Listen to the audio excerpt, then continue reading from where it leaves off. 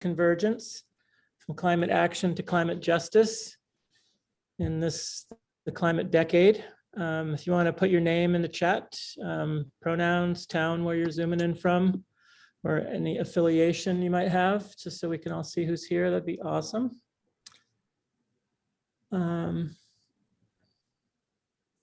Yeah, so my name's Scott Vlaan. I'm the executive director here at CB. I use he, him pronouns. I've been working here at the Center for an Ecology-Based Economy since we established our world headquarters in the Fair Share Commons back in 2013. We're here in Norway, Maine. As many of you know, CB has hosted hundreds of meetings and events in this space and the surrounding community over the years, and culminating last year with our extravaganza, the 2020 Vision Convergence, and we had about 350 people packed into the high school forum, and then we followed that up with 2 days of over 50 workshops all over Norway and elbow to elbow, and we literally were like, you know, at that point, bumping elbows and foot bumps and lots of hand washing, and fortunately nothing major came out of that. We got to hear from Bill McKibben and a bunch of local activists, and it just really was a spark plug for us moving forward. And that was pretty much the last time we ever met in person, except for one workshop we held last fall. She built this workshop, which was outdoors and masked and socially distanced. Other than that, we've been doing this online thing. I think 8 years ago, we couldn't have imagined this moment here on Zoom with all of you. And as hard as it's been to be locked down and missing everybody, this insane technology has enabled us to continue the momentum and movement building that we got going last year.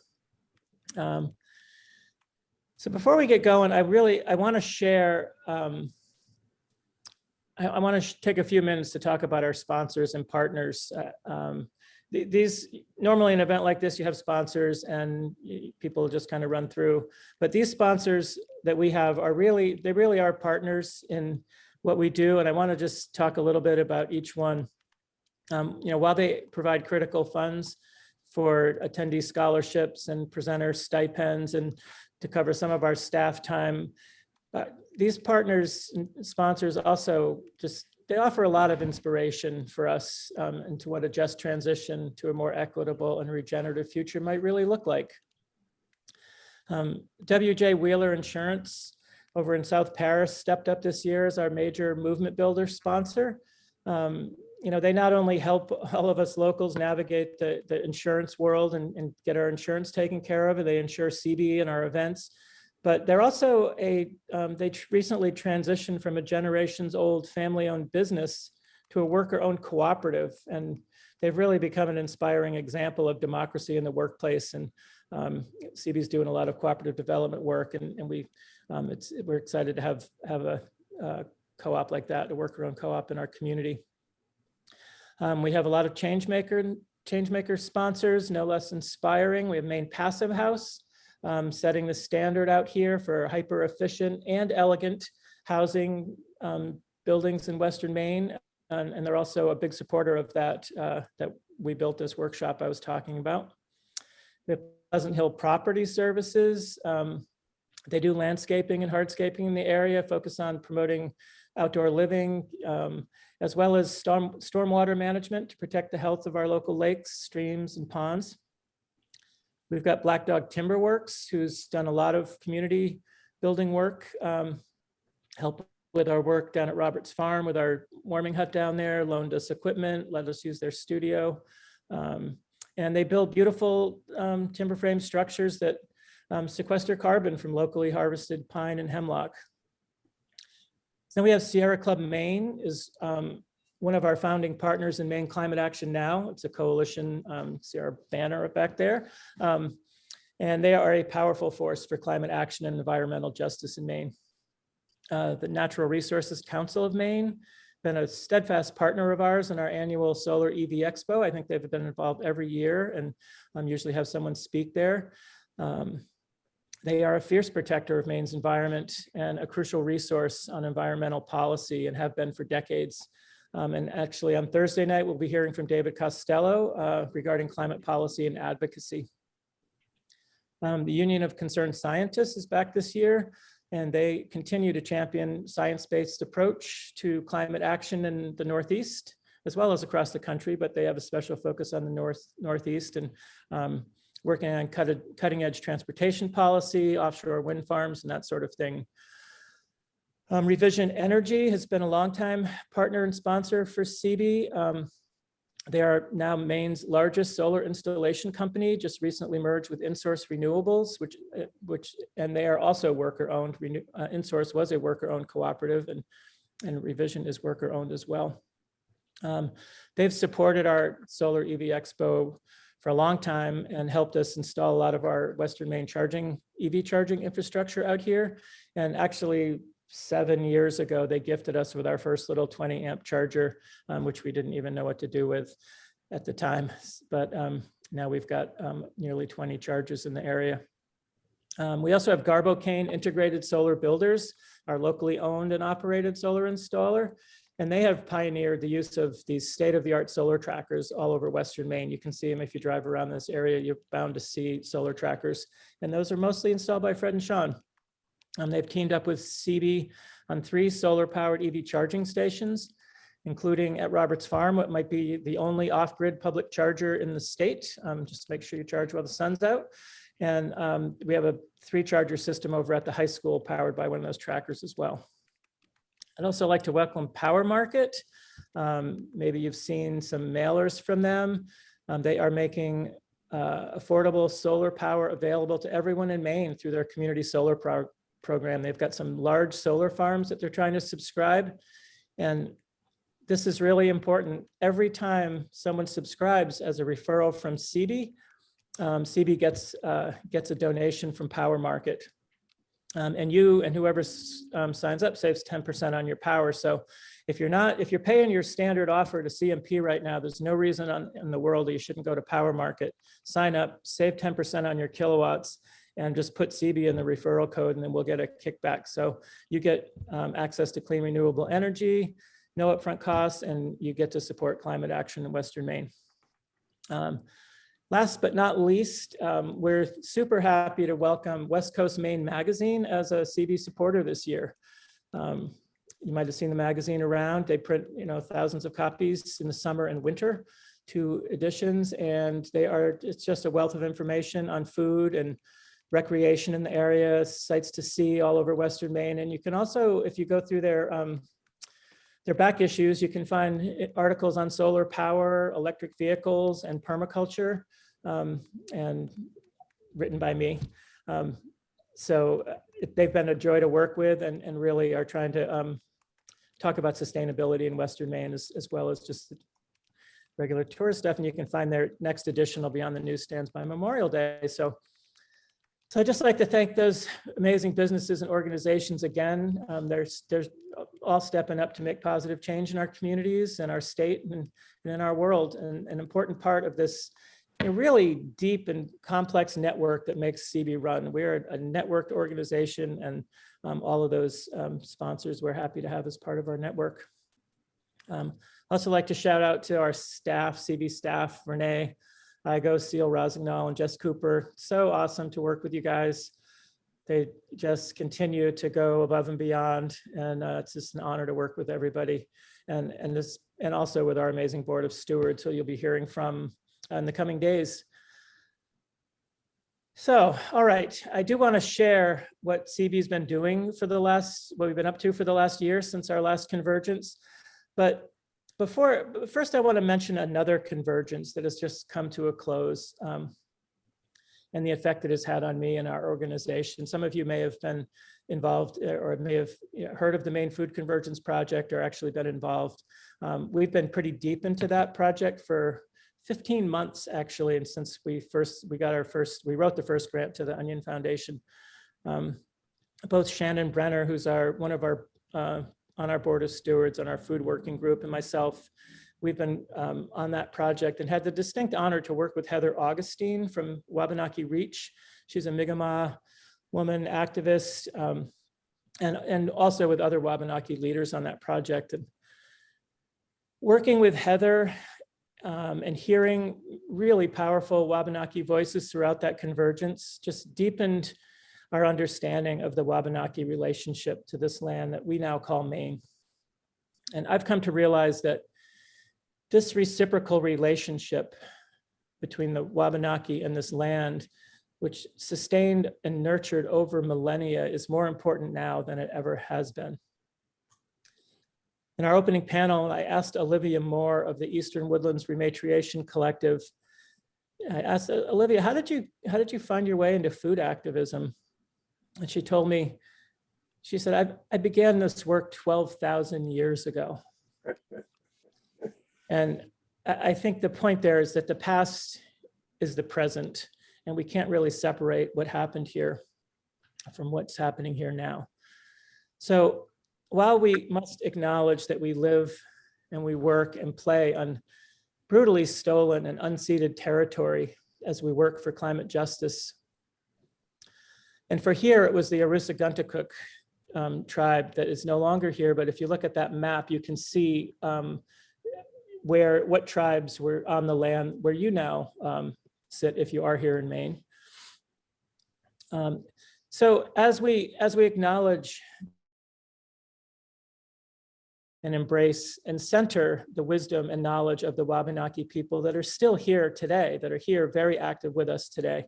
And we look forward to building bridges, more bridges with the Mi'kmaq people, the Maliseet, the Penobscot, Passamaquoddy. So I'd just like to take a moment for us to reflect on how we might collectively liberate ourselves from the structural oppression and inequity that is inherent in the relationship between our predominantly white settler culture and those indigenous to this place, and to the land and water itself, and to all the beings who dwell here. So just take a moment.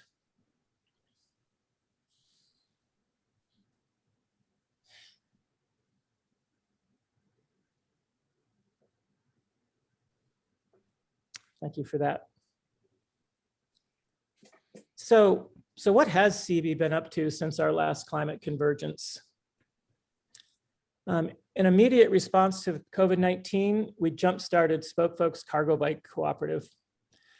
Last spring, we safely delivered food from a local pantry to hundreds of people in the area, and ended up delivering, hundreds of meals over that time.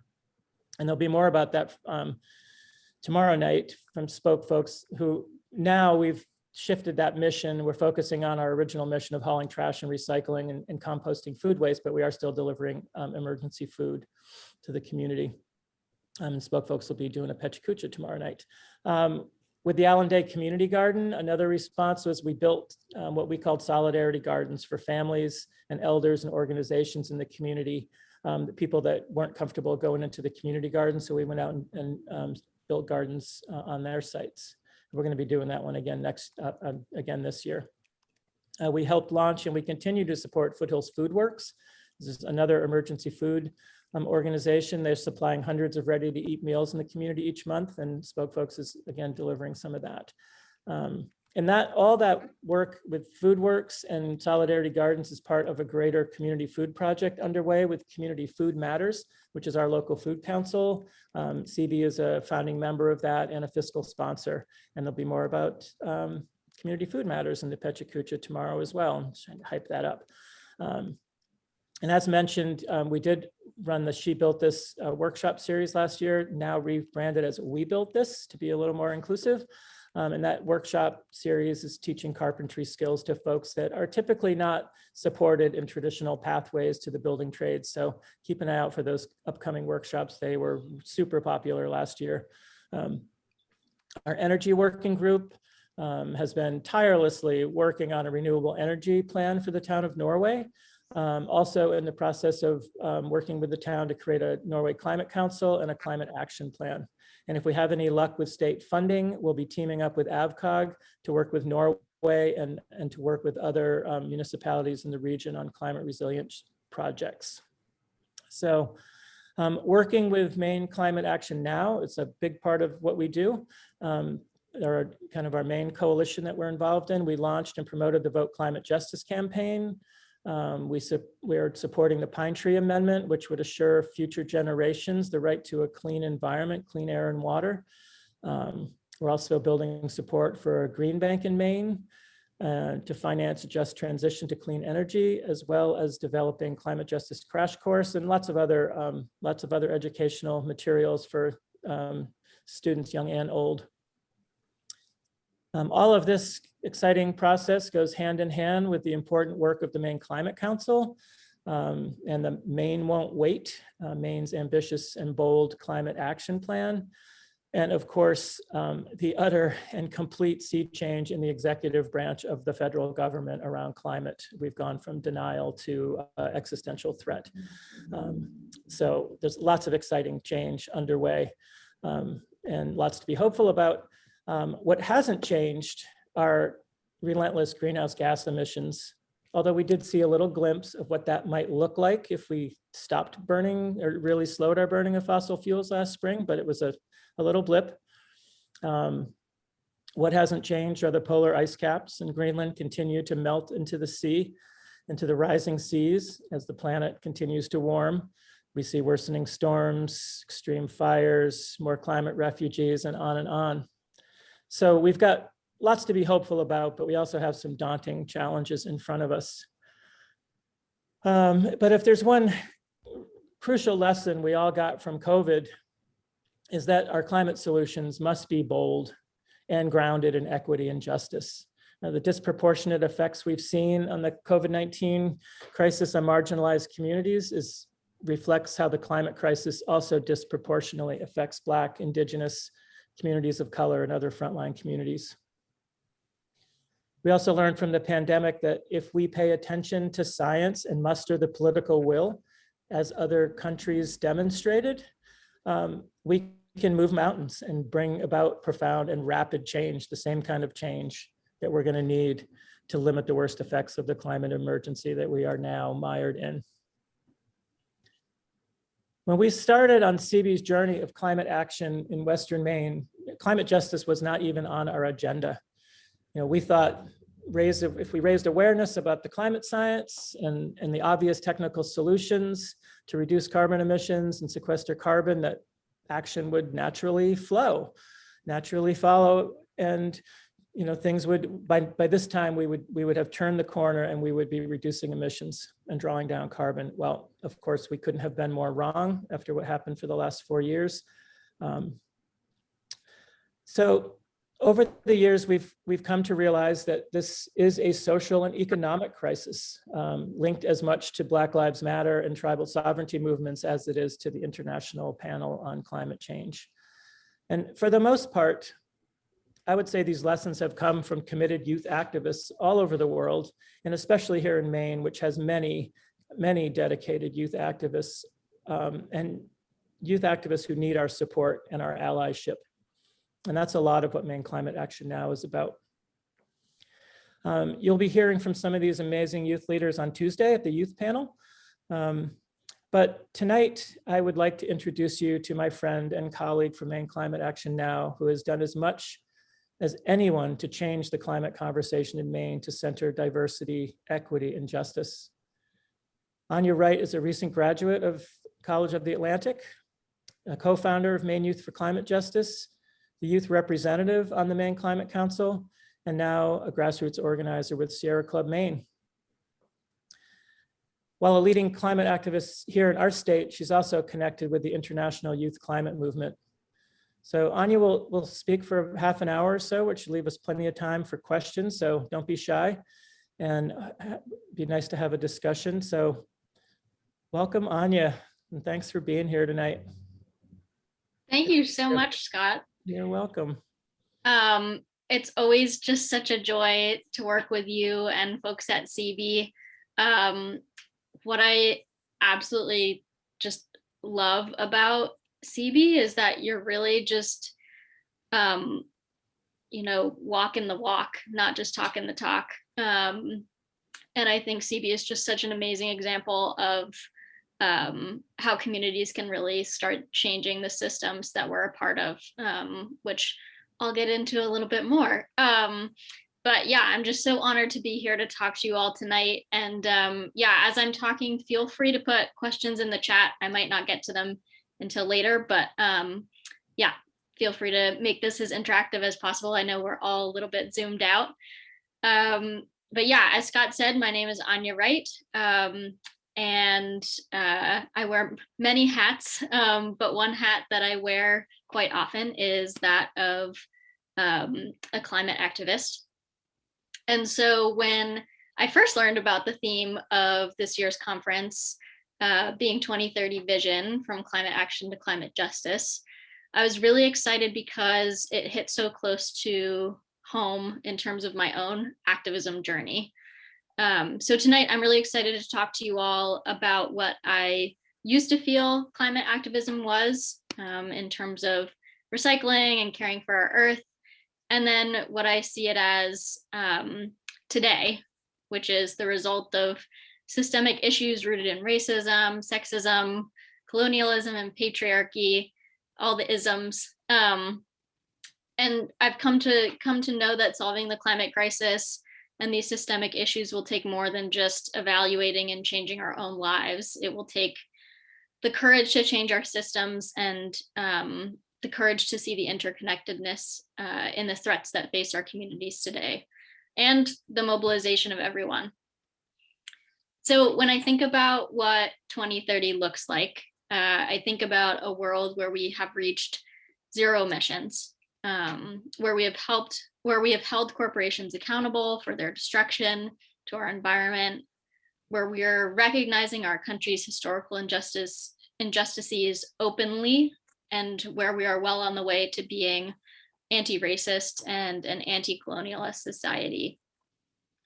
I see 2030 as a place where everyone has a voice and everyone is able to seek justice, where we can look forward to a future where our children can live safely. And 2030 to me is about everything changing.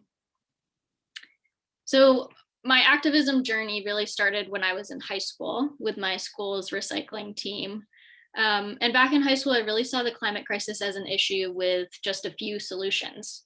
Solutions like using less, recycling more, moving to renewable energy, and eating less meat. And any other issues that I felt were important in high school, issues like racism, income inequality, not enough access to healthcare, to name a few, those issues felt totally unrelated to climate change. And it wasn't until college that I learned the term climate justice. So climate justice requires the recognition that the climate crisis was caused by failures of our political, social, and economic systems. It demands intersectional solutions that will transform these systems and hold those responsible for the climate crisis accountable, resulting in a livable future where we all can thrive. And Greta Thunberg actually said it well. Greta Thunberg's the Swedish climate activist that many of you may know. She said, once you've done your homework, you realize that we need new politics. We need a new economy where everything is based on our rapidly declining and extremely limited carbon budget. But that's not enough. We need a whole new way of thinking. So I'd like to talk a little bit about these systems that are hurting us and how they relate both globally and locally. So let's talk a bit about politics and power first. As we all may know, those in power politically do not necessarily have everyone's best interests at heart. And instead, many of them have interests in other places, such as maintaining power. When I was in college at College of the Atlantic, I had the privilege of traveling to the UN climate conference in Madrid, Spain, where I really started to see these dynamics firsthand. So the United States, when you look at emissions over time, is the country that's most responsible for the climate crisis.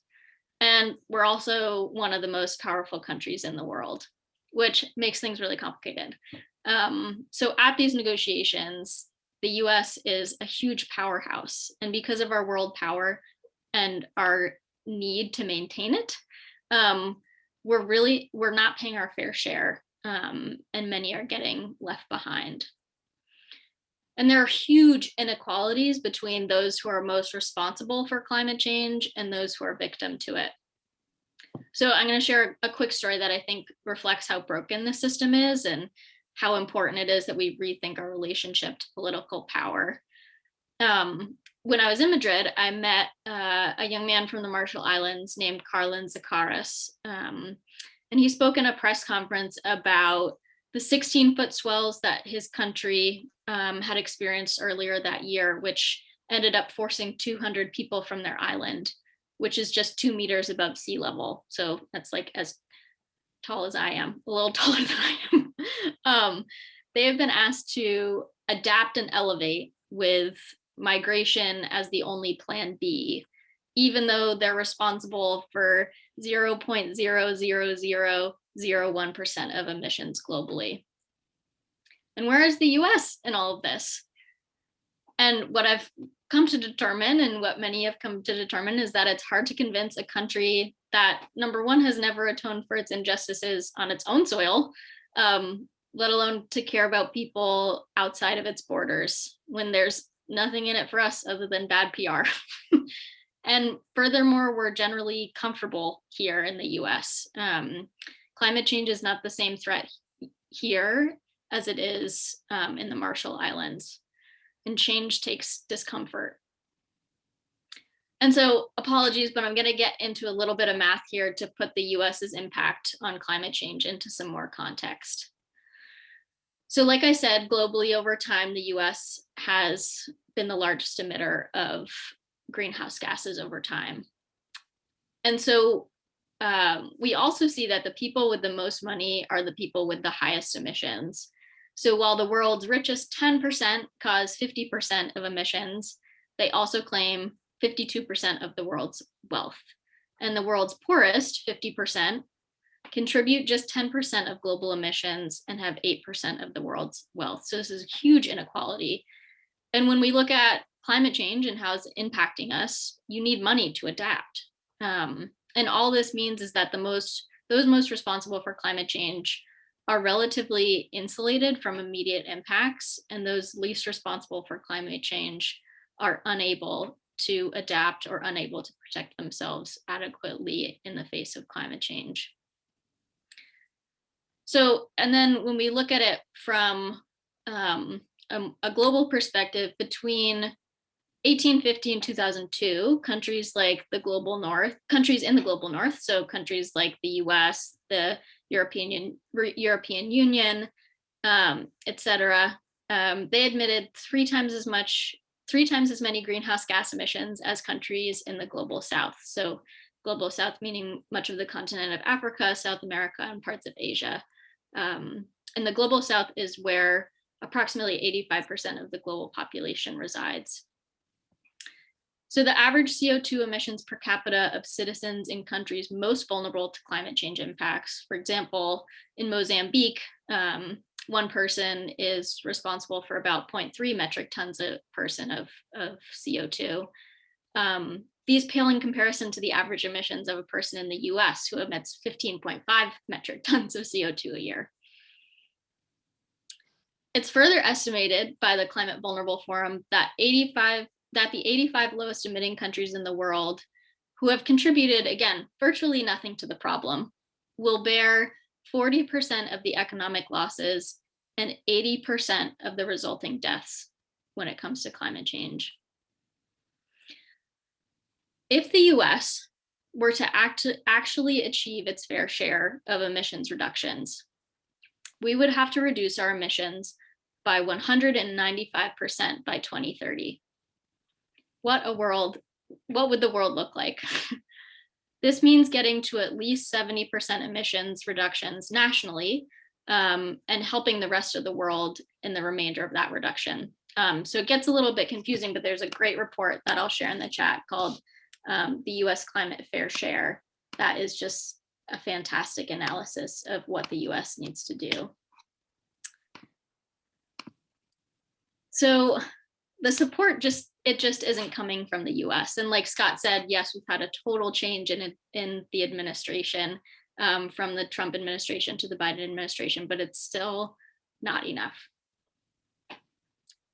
So when we think about these political and power issues within Maine, the same patterns start to emerge. So for example, our climate action plan didn't include any talk of what a fair share for Maine might look like on a global scale or even at a state scale. The same statistics play out at the state level. The wealthiest Mainers and largest corporations have historically emitted the most, and the most poverty-stricken Mainers have the greatest barriers to adapting. So think about like a hot day in July in 2025. Who has access to air conditioning? Who can afford the extra costs on their electric bill? Who can afford to go to the hospital if they experience heat stroke? The environmental movement in Maine and the Maine government have not given adequate power to those most vulnerable to climate change in Maine. And we're starting to work towards it. It may start with having an equity subcommittee for the Maine Climate Council, or by providing stipends to folks who need it for their time to participate in a project. But what would it look like for power to be truly shifted in Maine? From our primarily white, older, wealthy legislature and well-paid, primarily white environmental organizations that also primarily serve Southern Maine, what would a shift look like to a system that actually represents and uplifts those who don't historically hold political power or who haven't had access to power and who will be most affected by the climate crisis in Maine?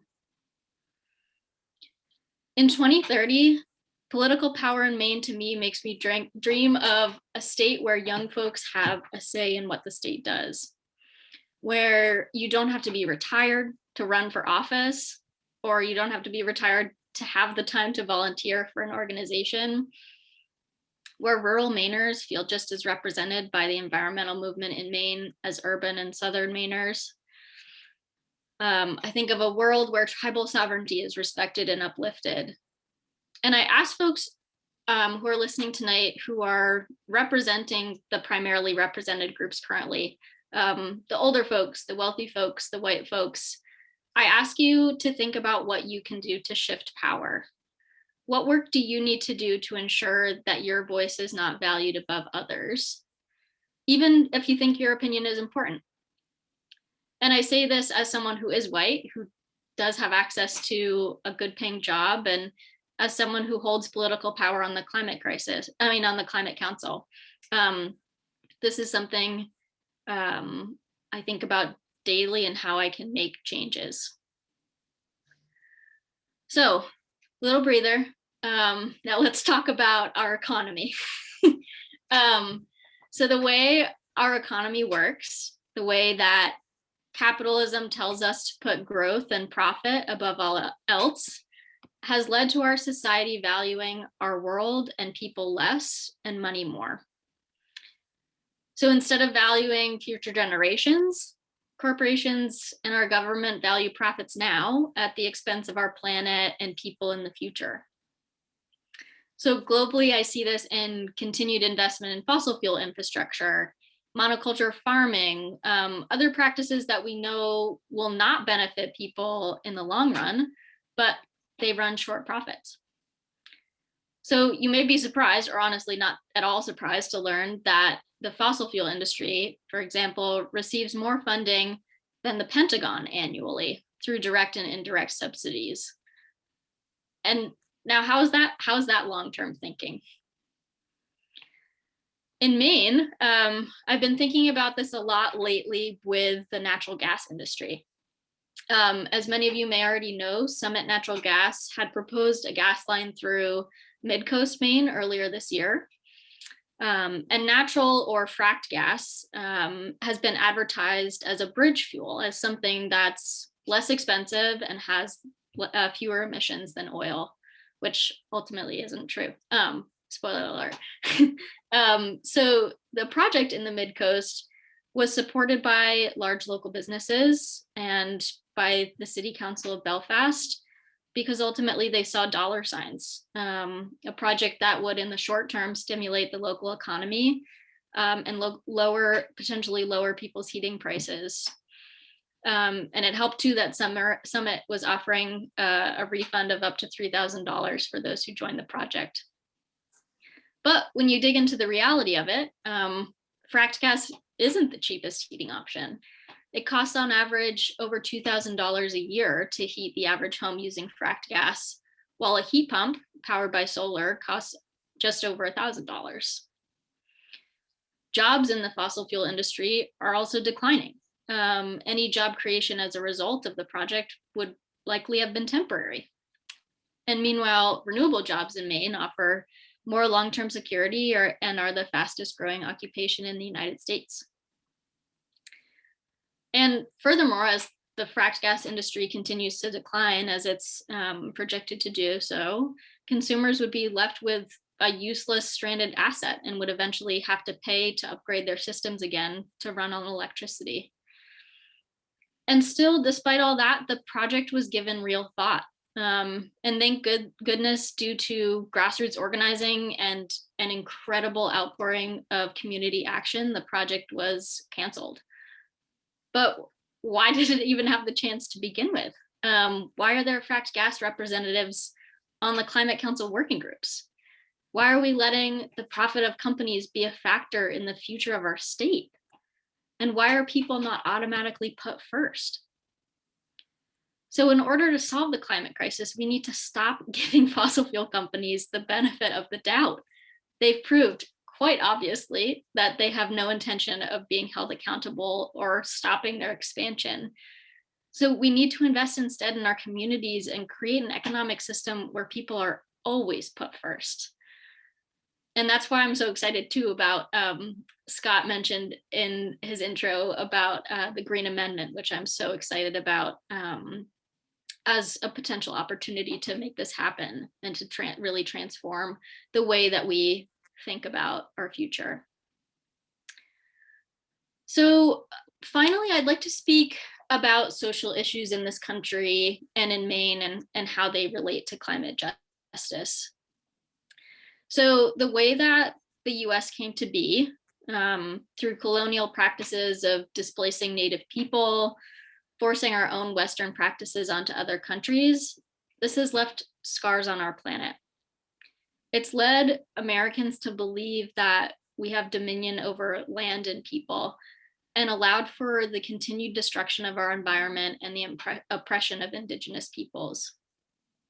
A fact that I like to keep at the forefront of my mind is that despite being just 5% of the global population, Indigenous communities hold about 80% of the world's biodiversity, which just goes to show that we, the colonizers, have a broken relationship with our world. Sherry Mitchell, in her essay, Indigenous Prophecy and Mother Earth, says that unfortunately, a great deal of critical Indigenous knowledge has remained outside the carefully ordered categorization of Western thought, making its holistic concepts difficult to comprehend for those who have been trained to see the world in fractured pieces. It is this fractured view that has been central to the fracturing of our societies and our environment. Ironically, she says, the Indigenous ways of knowing and being that European colonists saw as primitive are now actively being sought out to save our environment and mankind from the brink of extinction. So as Scott mentioned in his intro, here in this region, the Wabanaki tribes, the Penobscot Nation, Passamaquoddy tribe, Holton Band of Maliseet, Aroostook Band of Micmacs, as well as Abenaki people and other tribal communities living in diaspora outside of Maine, they've lived here for what is now Maine for over 16,000 years. And throughout those thousands of years, the tribes have lived in relationship with the land and waters here, managing natural resources so that future generations could thrive. And in just a few hundred years since European settlers colonized Maine, the Wabanaki have lost 98% of their population. They've lost access to most land and waters. They've lost access to their ability to sustain themselves in traditional ways, and so much more. And in the 1970s in Maine, Wabanaki tribes still had legal claim to more than 1 million acres of land that were then owned by private landowners in the state of Maine. Returning that land to the tribes would have likely led to extreme hostilities and never-ending legal battles. So the US ended up brokering a deal with the state of Maine on behalf of the tribes, known as the Maine Indian Claims Settlement Act of 1980. And to get into the nitty-gritty of the act, it was intended to provide funds and outline a process for the tribes to purchase their land back to replace the land that they had unlawfully lost. So unlawfully lost in the first place, taken from them illegally. In exchange, the tribes gave up their legal claim to those dispossessed lands, and due to numerous factors, which could take a whole nother talk to dive into, the tribes have not been able to purchase nearly the amount of land that was intended by the act.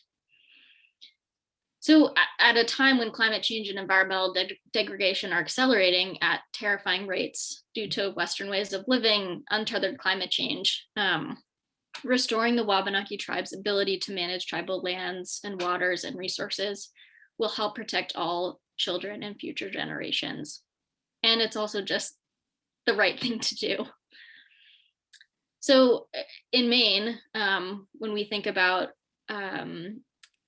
respecting tribal sovereignty and starting to heal some of those long and very broken relationships, recognizing the Wabanaki tribe's inherent sovereignty is a first step to recognizing and beginning to heal this. And this will hopefully happen this legislative session through a couple of tribal sovereignty bills. So to dig into other social issues, racism has also made communities more susceptible to the climate crisis in the US, globally, and in Maine. This includes the disproportionate impacts of poverty and housing instability and poor healthcare access for Black, Indigenous, and people of color that make them more susceptible to climate-induced disasters, and the environmental racism that leads BIPOC communities to face negative health impacts from racist land use, zoning, and redlining.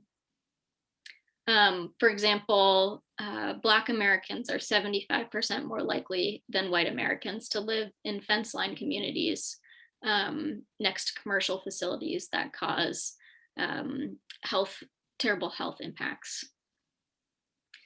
And so, although we may think of Maine as a very white state, it in no way means that we do not have racism. In fact, we have a huge problem with racism.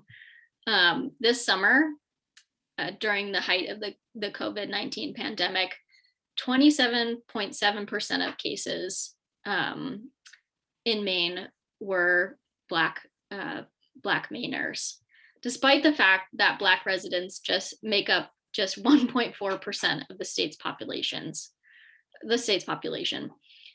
So that means if you're Black in Maine, you are 25% or 25 times more likely to get COVID-19. Maine had among the lowest COVID-19 infection rates in the country on a per capita basis. But that picture was dramatically different for Black Mainers, a growing number of whom are also recent immigrants with lower incomes, more limited access to healthcare, and less job security even before the pandemic. A friend of mine who will also be speaking on the panel tomorrow, Josh Wood, a youth climate and racial justice activist in Maine, said something once that has stuck with me. He said that as a biracial person in Maine, activism is not a choice, it's survival.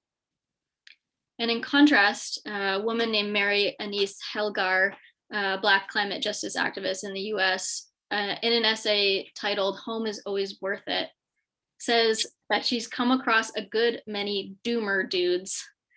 They have books, they have panels, and they're almost always white men, because only white men can afford to be lazy enough to quit on themselves. So all of these issues that I've just mentioned, capitalism, colonialism, racism, extractivism, all the isms, these are systemic issues that we are all a part of. And many of you may have been confronting these issues with racism in particular over the past year, with the killings of George Floyd and other unarmed Black people in the US. And I know I've been learning a lot about my own racism and my own understanding of the world and how I, as a white woman, contribute to racism without even knowing it. So without dismantling these systems of oppression, whether it be racism, sexism, colonialism, extractivism, we won't even get close to solving climate change. This work needs to be done at the community level, at the personal level, at the state level, and at the global level. As Scott said in his introduction, the past is the present, and we all need to do the work to dismantle these systems so that we can solve climate change, and so we all can have a just and livable future. So I'd like to end with a quote from Jack Newfield of the Village Voice, who said that compassion without anger can become merely sentiment or pity. Knowledge without anger can stagnate into mere cynicism and apathy. So my call for you all is to go get angry at these systems, and let's turn climate action into climate justice. Thank you.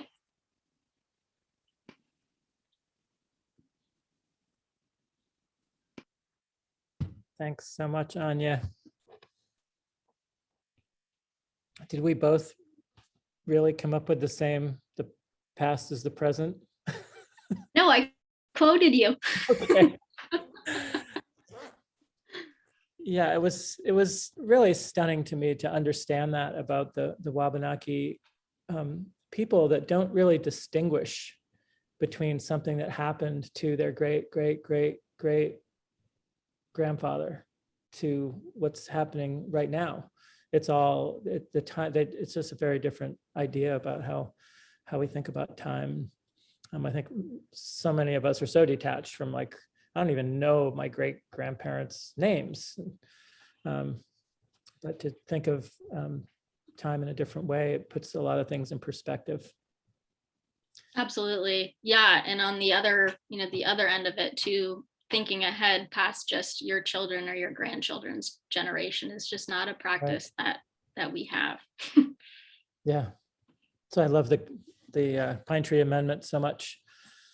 Just gives rights. Ania and I have both been reading the same book, The Ministry for the Future, and it's interesting to think about, like, we need people that their job is to protect the rights of the future life, really, not just people, but of all the beings on the planet. So who's got some questions for Ania? That was so good. So to the point. I think we've got a small enough group here. We can just feel free to unmute yourself and go ahead and ask. Don't be shy. This is Sally Chappell here from Bridgeton. And Ania, I heard that it's been reported that 70% of our economy is consumer based. And that seems to be, it seems like consumerism, which is one of the triple threats that Martin Luther King Jr. mentioned. How do we tackle climate when we're constantly encouraged to buy things? And I thought to myself recently, could I go for a week without buying something? what do you think about the economy and how the economy has to change? Yeah, that's a really fantastic question, Sally. Thank you for bringing that up. Yes, I'll put it on TV. Okay. Oops. I won't run my battery down. Sounds like there's someone else talking. I don't want to talk over someone.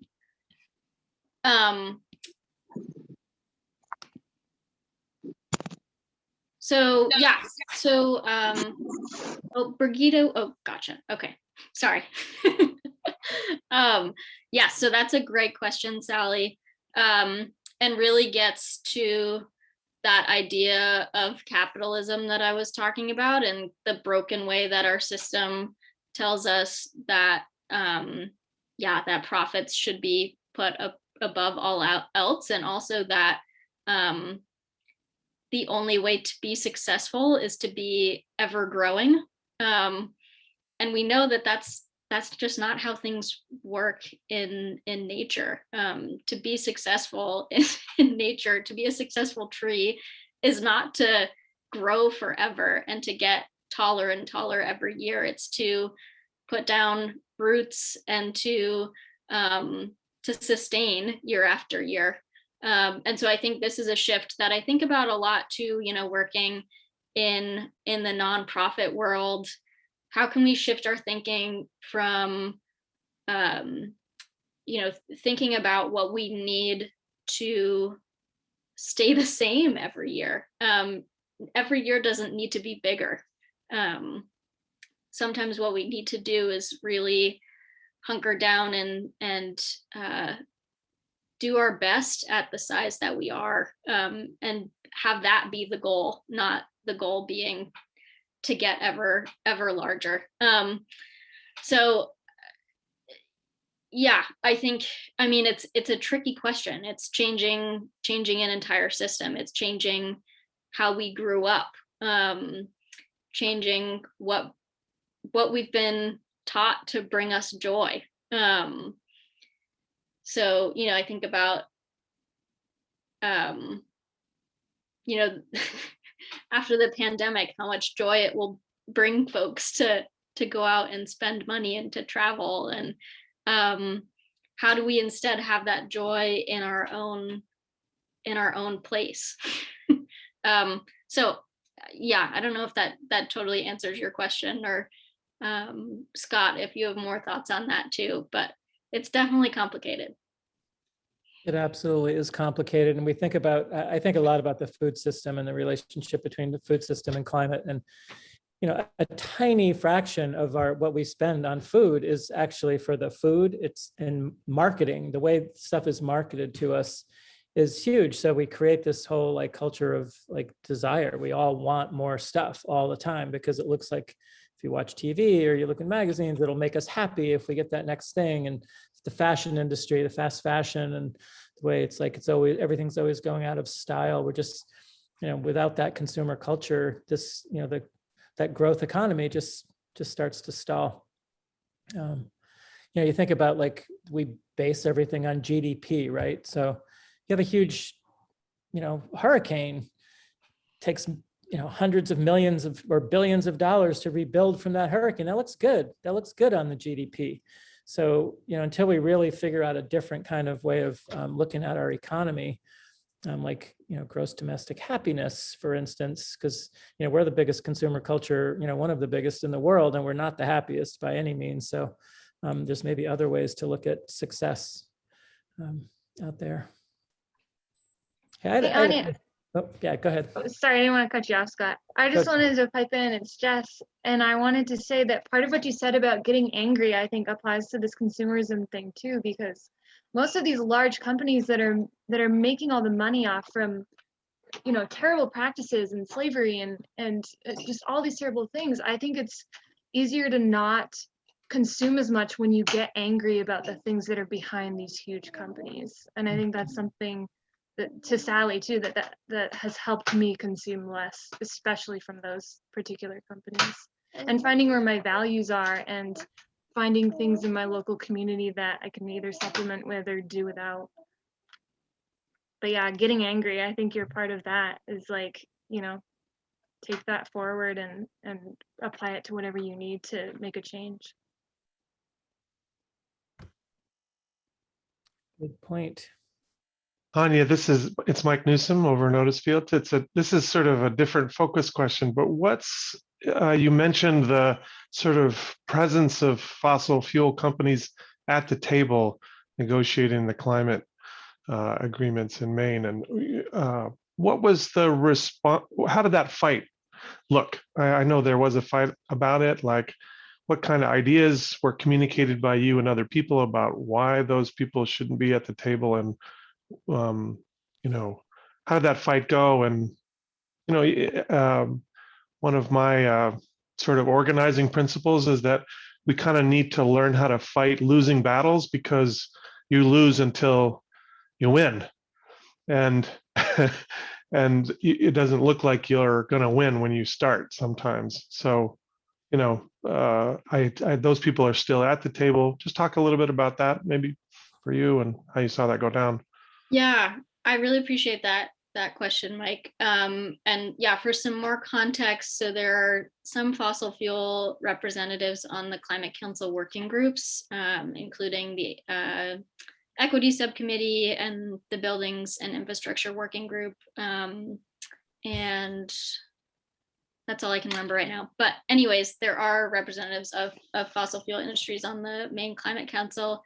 And it's been incredibly complicated because on the one hand, a big part of addressing the climate crisis in an equitable way is making sure that we have a just transition from fossil fuels to renewable energy. So making sure those folks that are, you know, working on the offshore oil, doing offshore oil drilling, making sure that they're not permanently out of work, making sure that they can transition to jobs doing offshore wind, which is actually like a great example of you know, a skill that is easily transferable to renewable energy. So, you know, there is an argument for having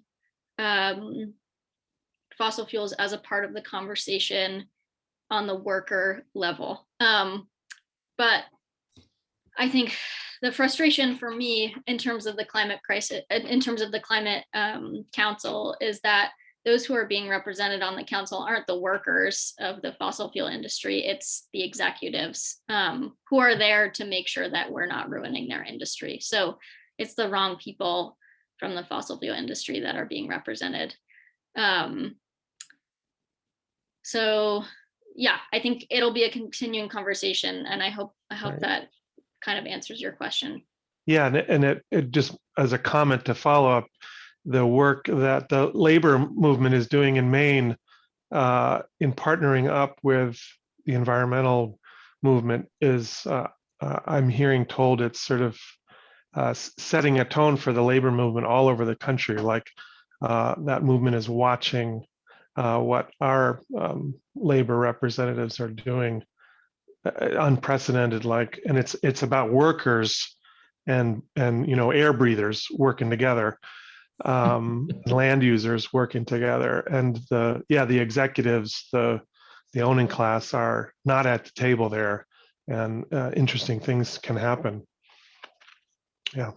Yeah, absolutely. And truly, I mean, to transition to a clean energy future, we need so many people and so many workers. And so yeah, I think there's a lot of exciting conversations and really necessary conversations to be had.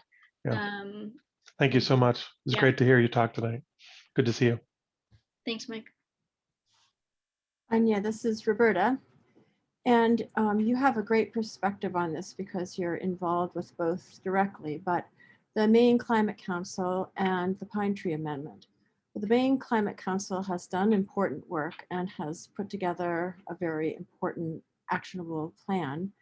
But it seems to me that unless the Pine Tree Amendment is adopted, we won't have all the tools we need to implement that wonderful plan because the communities won't have the power they need and the engagement. Could you speak more about how those two could be extremely complementary of each other? Yeah, I'm glad that you brought that up, Roberta. I think for folks who aren't necessarily familiar with all the work of the Climate Council and the Pine Tree Amendment, I think there are sort of two different buckets that in my head they're filling up. So the Climate Council is a lot of immediate and I guess what's the word, like quantitative action. So like more money towards solar, or more money towards transportation, or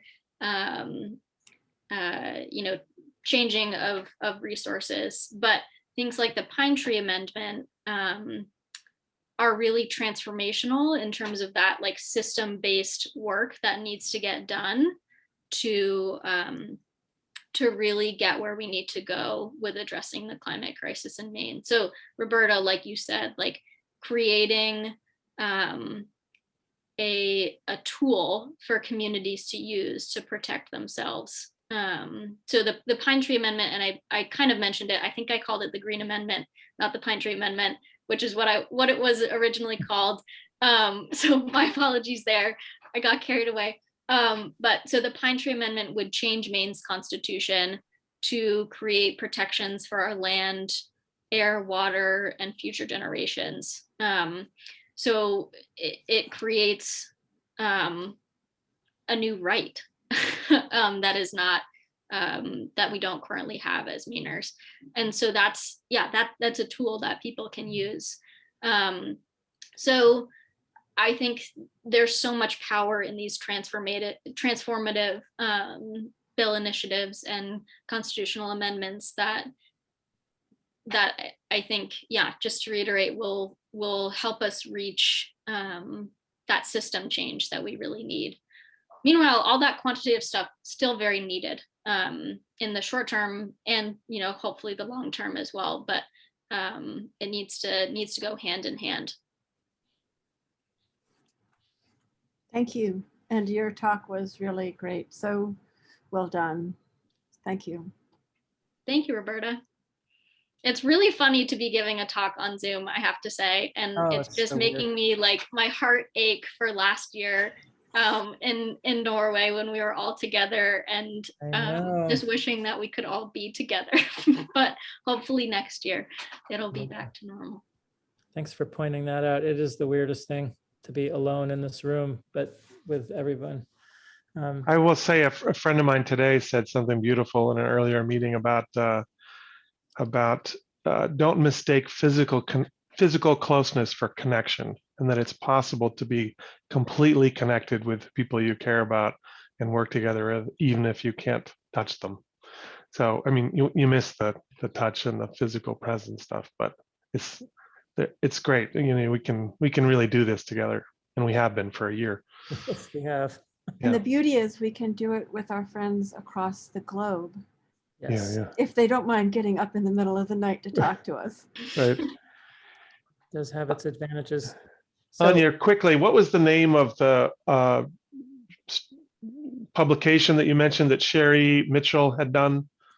Yeah, so that was an essay that she wrote called Indigenous Prophecies and sorry, just looking in my notes. Indigenous Prophecy and Mother Earth. And that's actually in the book called All We Can Save, which is an incredible book that y'all should all read. It's a book of essays by women in the climate movement. And there's some really, really amazing essays in there. So highly recommend it. And I know, Jess, it was your book club book a while ago. So Ania, could you expound? Oh, am I on? Hi, this is Marcel from Woodstock. Hi, Marcel. Can you expound a little bit on what does full sovereignty mean for Maine Indigenous people? What exactly is the ideal model of sovereignty for them? Yeah, that's a really good question that I don't want to answer incorrectly. So I think I will link to a good article about it in the chat. But yeah, basically it will give the tribes more ability to manage tribal lands, and waters and more resources to protect their nation. Yeah, and Scott, I don't know if you're more fluent on the tribal sovereignty bill that's in the legislature right now than I am, but I'll link in the chat to a good fact sheet about it, and hopefully that'll be helpful. Yeah. What I do know is that there's 500 and some odd tribes in the country, in North America, or in the what we call the United States, and most of them have sovereignty in terms of they have nation status. They can make their own laws. They can govern their own lands. And there's just a few tribes. There's a handful in the main tribes and some other New England tribes that are governed as municipalities. They don't have the right to make their own laws. They don't have the right to create environmental regulations for their land, things like that. So that Land Settlement Claims Act was a kind of seemed like it would have been a good deal at the time, but it's really put Maine tribes in a handicapped position. But it does have to do with how their ability to govern themselves, to have their own police, to police their own communities, that sort of thing. Thank you. I do have another. You're still muted? Yeah, thank you. And there is one other thing I just wanted to respond to about consumerism. We have a paradox that we're constantly having to deal with. Consumerism, yes, is clearly problematic for the planet, but we're right now in a situation with COVID where people who are the low-wage workers have been struggling significantly, and the bill that was $1.9 trillion relief bill that's just been passed is designed to spend money. That's our goal when people get stimulus checks, is to spend money. Locally, the better. Without that money being circulated around, the economy for many people still really is problematic. So that's the paradox with consumerism. And until we figure out a system to replace ways of people surviving to make a living by manufacturing things or providing services, we're still in that quandary. Any thoughts on that? Well, a lot of that stimulus money will probably go for people paying their back rents, paying off, bills that they haven't been able to pay, things like that. But, for others, it will be, buying things that maybe are not necessities, but we are in a capitalist economy, so infusions of cash usually stimulate things, but they're not calling it a stimulus package like they have in the past. It's a recovery package. And I think a lot of people are so far in the hole with that. And I think there's a difference too in folks receiving checks to help them with, like Scott said, back paying their rents, with spending money in their local economies, versus past stimulus bills that have given giant handouts to large corporations that have not necessarily trickled down to everyday people. So it's complicated, but we also have to make sure people survive, and I think this is a good way of doing it. So there's a couple of questions in the chat, or a couple of comments, and one, Sally answered a question that I was going to ask you actually about your spoiler alert about fracked gas. And I think you kind of spoke to it here in the chat a little bit, but can you talk about that a little bit? Like the way fracked gas is like supposedly this bridge fuel, but maybe not so much. Yeah. And I don't have all the numbers memorized in my head. But So fracked gas releases not only carbon dioxide, but also carbon monoxide, other terrible greenhouse gases, methane, many of which are more potent, like Sally, you said in the chat, than carbon dioxide, and are much more dangerous when they enter our atmosphere. There's also a huge risk of gas leaking in pipelines into our environment, which has also caused much more emissions and pollution.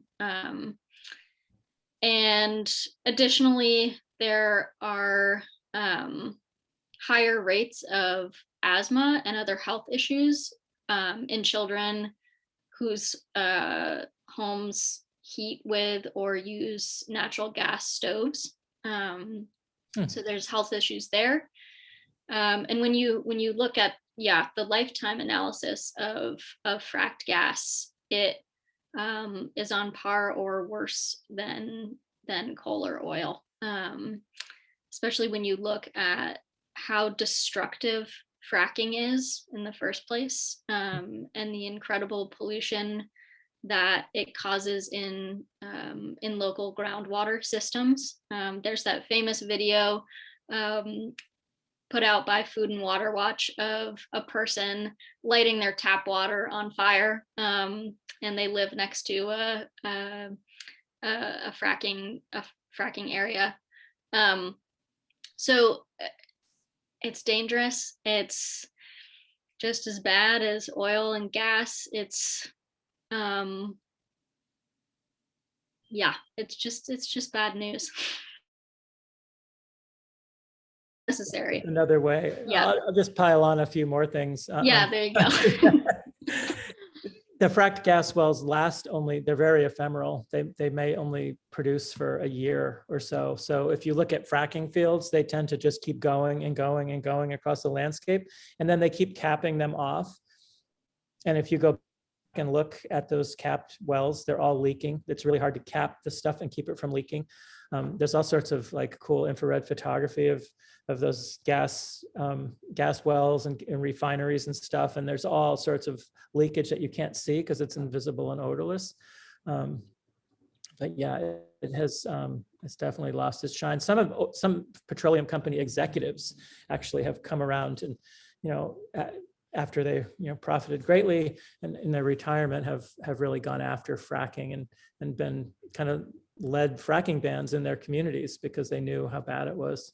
So in our capitalist society, it wouldn't even be viable if it were not for the government subsidies. So we as taxpayers are keeping the fracking industry afloat financially. So that's another downside. Yep. Michael Dunn had a good question up there. Mike, do you want to talk about that? Because I'd rather you read it than me. Well, I just mentioned that when you're talking about changing technologies to heat pumps or EVs or electrification of the grid, et cetera, it's difficult. That's going to be a huge challenge for us in the next 10, 20, 30 years. But changing our culture, changing the story that we tell ourselves about ourselves seems to be a much more difficult and fraught proposition. And we've got to do it in fairly short order. How does that come about? I mean, has it been done before, ever, historically? And if so, how do we take advantage of that and push that change in the next 10 or 20 years? Thank you. Yeah, I am so glad that you asked that question. And yeah, there's a lot to unpack there. Changing culture is hard, but not impossible. And I think that idea of storytelling is really huge in that. I mean, even thinking about like the talk that I just gave like tomorrow, I bet all of you, the only parts that you'll remember are the storytelling parts. I would give you $100 if you remembered like any of the facts that I gave. Careful now. Stories just have such a larger impact on people. And they're really powerful, especially when you're doing work like CB's doing on the community level and having one-on-one conversations with folks. It's incredibly powerful. And so I think in terms of your question of like what ways we can change the story of ourselves in just a few decades, I think, you know, like I said, we all have an incredible amount of work to do. You know, as I'm speaking as a white person, you know, to other white people or to other, you know, privileged folks in Maine and in our world. But I think, you know, I didn't learn about, like I said, I didn't learn about climate justice until I was in college. And even then it was because I like self-selected classes to take because I was interested in it. You know, I was interested in climate science, so I took climate science classes. But I have friends who also have college educations who are incredibly smart people who did not self-select that. And they're, you know, amazing people doing amazing work in this world, but they haven't had that same, they don't have that same understanding of our world and our history that, that I'm grateful that I have today. You know, thinking just number one about like history, we don't learn about the true history of the United States in school. Everybody is, you know, eligible for a public school education. Some are, you know, privileged enough to go to private school where maybe their education is a bit different. But I barely learned about slavery in school. I barely learned about Native Americans in school, let alone like what our relationship to racism and colonialism is in Maine. And so I think there's, you know, a lot of individual learning that we need to do in order to change this story and then to change others. I think there's huge power in conversation. And so yeah, I think take the time to dive deep into anti-colonialism work, dive deep into anti-racism work. Find books on alternative economic systems. You know, it's not just, yeah. I could go on this for a while, so I'll stop there. Thank you. If I could jump in, I think that for all the bad things of this past year, COVID-19 has helped us make change in our culture. I don't know if it will last, but because I don't know what's going to happen with COVID, actually. But it may be that some of the changes that we have to make, we know we have to make, will come because of something outside, like COVID. I mean, there are a million things we have to do ourselves, within ourselves, and as groups like we're doing right now. But COVID also gave us a huge opportunity. Yeah, agreed, Bonnie. And I think also, you know, it really exposes the cracks that we have in our society that we need to do better on. I think the benefit of doing the research and the work before something else happens is that we'll be prepared for it. And that we'll be able to find the solutions that work for everyone. So, yeah. Yeah, I think COVID also just showed us, like I mentioned before, that if we really need to, we can form a global response to something. If we have, you know, strong leadership, we can do things quickly. We can change policy quickly. We can change culture quickly. You know, like the whole mask wearing thing. I mean, except for like most people were able to adapt to that, the quarantining, the, you know, all the things we had to do. And you know, in a lot of ways, the climate crisis is much more existential than COVID ever will be. And I think, you know, grounding ourselves in science more, and more people will be able to maybe accept the climate science and understand it a little better and see just how, just how crucial this decade is. Like we're just so close here. We're already up 1.2, 1.3 degrees Celsius. It's like 1.5, we start getting tipping points. It's like stopping that is nearly impossible at this point. But we need the same kind of like, oh my God, this is an existential crisis thinking that came with COVID, at least for some folks. So that gives me a little bit of hope, at least. I think another thing that, COVID happened is that we saw manufacturing stop like that, and emissions stopped like that. Things that we said that we would never, ever be able to see, we saw happen. If you saw like those satellite images of over China or over different places that had huge emissions on a regular basis. And because of COVID, it just instantly changed, within weeks, changed radically. And I think that there's something that we need to remember is that like the things that we think we can't possibly do, we actually did them. And it was consequences.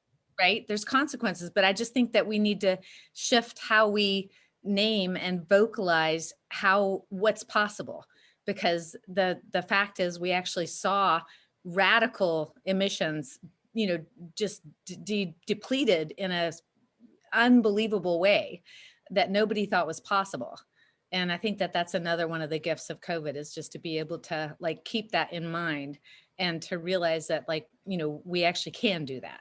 Mm-hmm. Yeah, well said, Katie. That's what I was trying to say. It's like, yeah, we can act we can turn on a dime as a culture if we have to, but we don't somehow see, I think we still see climate as a future threat and not something that's happening to us right now.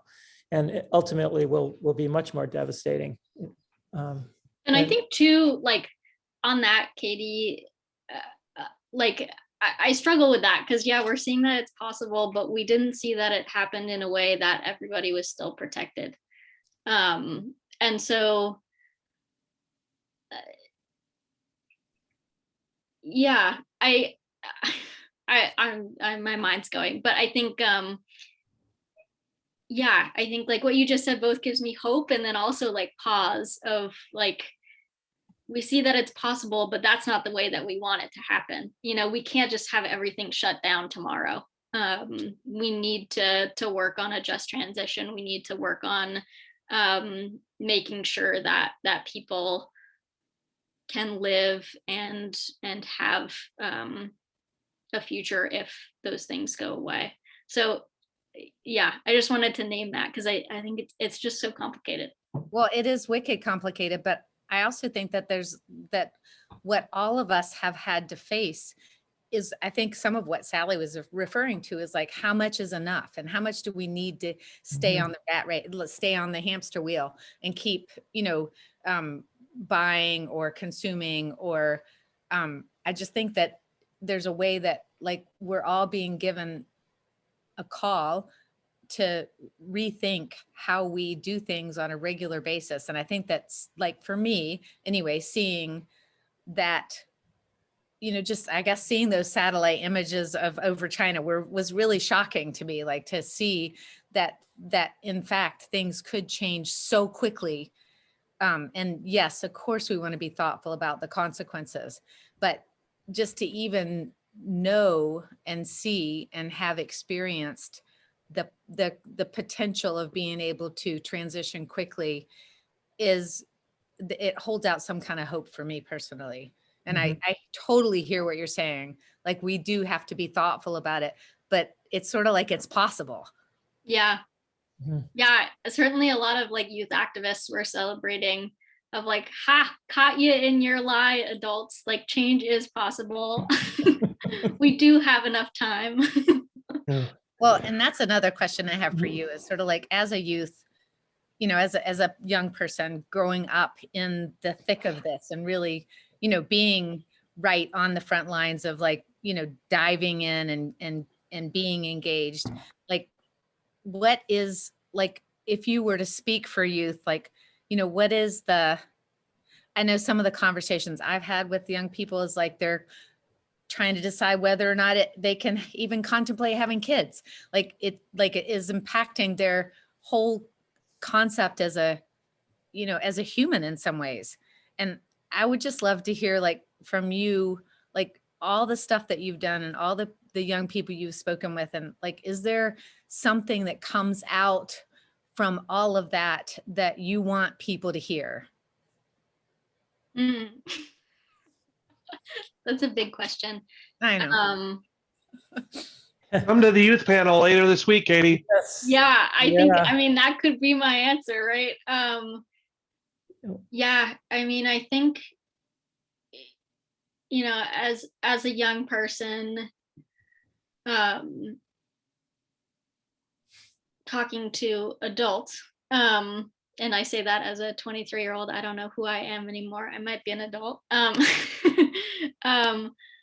think, in a way, it gets back to what I was talking about a little bit at the end of my talk in terms of like the doomer dudes, and, this category of older white men, and there are women too, who, have kind of decided that climate change is going to be the end of the world and like to hell with it, like whatever. And that idea of like being able to quit or to step back being a privilege. And I think that for young people, that's something that we can't let go of. And that, I have in the youth group that I'm a part of, Maine Youth for Climate Justice, 2 months ago, we had a teach-in about mental health and climate change with an amazing group called the Yellow Tulip Project that works on suicide prevention, especially in young folks. And I think, a lot of folks are really grateful for that conversation because climate change is causing them so much anxiety about their futures. And yeah, I mean, on top of that too, I've had conversations with folks and internal conversations with myself too of like, I'm 20 something. I would be, planning to have a family within the next decade. Is that something that I want to do? Is that something that makes sense given, the trajectory of the world? And so I think these are just normal conversations that young people have, that folks in the generation above don't necessarily have. And I think we're the first generation that will truly be experiencing the climate crisis for our entire lives. So yeah, go to the youth panel. I'm planning on it. Well, it's 7:59. Ania, thank you so much. You've been like a trooper here. And I just want to say that I've often thought, working with you for the last couple of years, I'm always impressed by how much you know about this, but how you still manage to stay so positive and keep on smiling and keep on doing the work. And it reminds me of that book that we're reading about, I can't remember the phrase, but it's something about the Inuit, and they just have this thing where they just won't let it bring them down. Like these bad things happen, but they continue to face it with joy in a way. And I feel like, we've been working on the climate crisis together for 2 years, and there's a lot of joy that goes on. And, I've often said it about our MCAN group, but it's like that one time of the week. And here we are working on the climate crisis, but it's the one time every Wednesday when I feel really happy to be with people that we all understand each other and we're all in this together. So Yeah, thanks again. Thanks thank you, everybody. Scott. And I'm glad you named that. If I could just say one more thing on the theme of 2030 Please. vision, like I think that's something that, in terms of staying positive and visioning, I think, the world that we are visioning for 2030 is a joyful world. And so I think that brings me hope and joy and something to fight for. And I think it's all about balancing that hope and despair. So, yeah, thank you for having me. This has been a joy. Awesome. Thank you so much. Just want to remind everybody that we do have 4 more days. Tomorrow night we'll be doing our Pechacucha. Still have to work on mine. And then on Tuesday, we're going to be having a youth panel, and I saw Felipe here tonight, and he's on that. Some of you might remember Felipe from last year, and we have a great lineup on that. And then on Wednesday, for people in our neck of the woods that are excited about getting to work on some of this stuff, our working groups are going to be presenting. Hopefully people have gone and watched the videos from our working group chairs. We're going to be digging in on what our working groups are doing, how people can get involved locally. And then on Thursday night, we're going to wrap it up with Dr. Cassandra Rose from the Governor's Office of Policy Innovation and the Future, talking about the Maine Climate Plan, and David Costello from the Natural Resource Council of Maine to talk about climate policy and how people can be advocates for the policy that we're going to need moving forward. So just, again, thank you all for coming out, and have a great night, and we will see you tomorrow. Oh, and don't forget to upgrade your Zoom, because we're going to be doing some breakout rooms, and if you can upgrade your Zoom, it will help you in those breakout rooms. Final reminder there. Good night.